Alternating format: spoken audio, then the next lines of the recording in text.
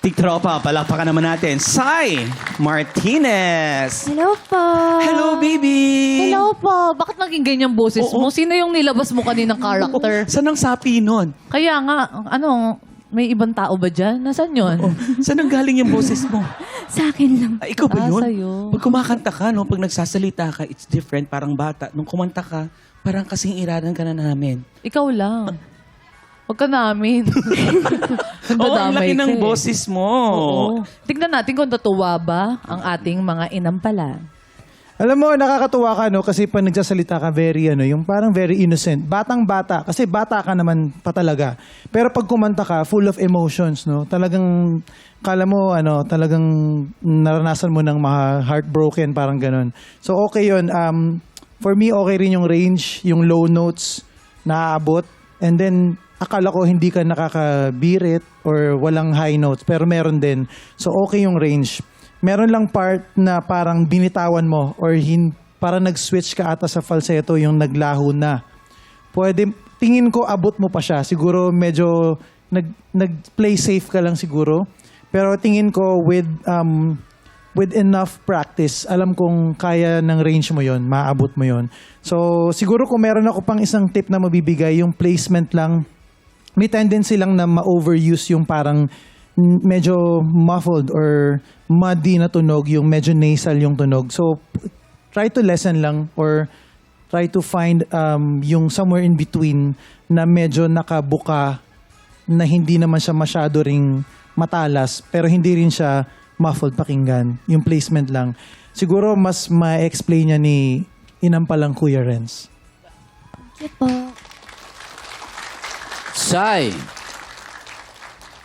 alam mo, gustong-gusto ko yung placement mo pag kinokontrol mo yung boses. Yung simula, nung bumibirit ka, nag-iba yung placement. Okay lang yon. Kaya lang, hinanap ko pa rin sana yung sweet sound mo.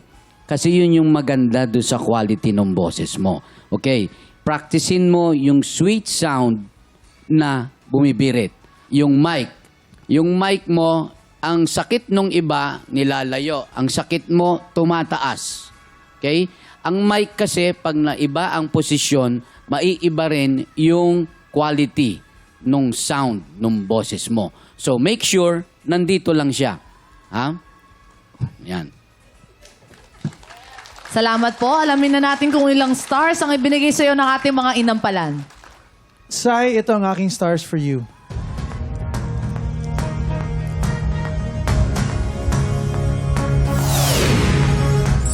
3 stars ang binigay ni Daryl. Hana? Sai, ito naman ang mga stars ko for you.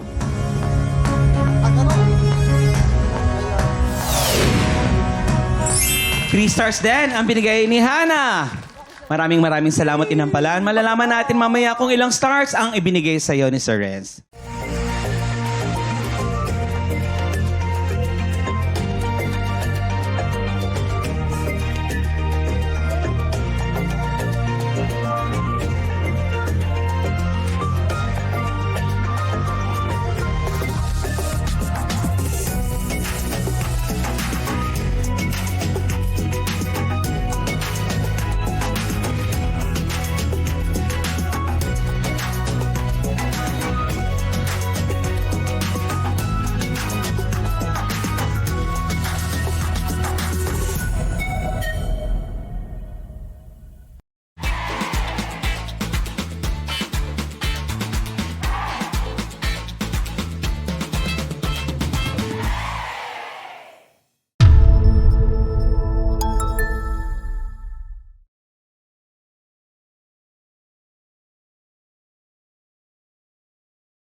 Tiktropa! Pinanood mo hanggang sa dulo itong video na to? Very good ka! For more happy time, watch more TikTok Clock videos on our official social media pages and subscribe to GMA Network official YouTube channel.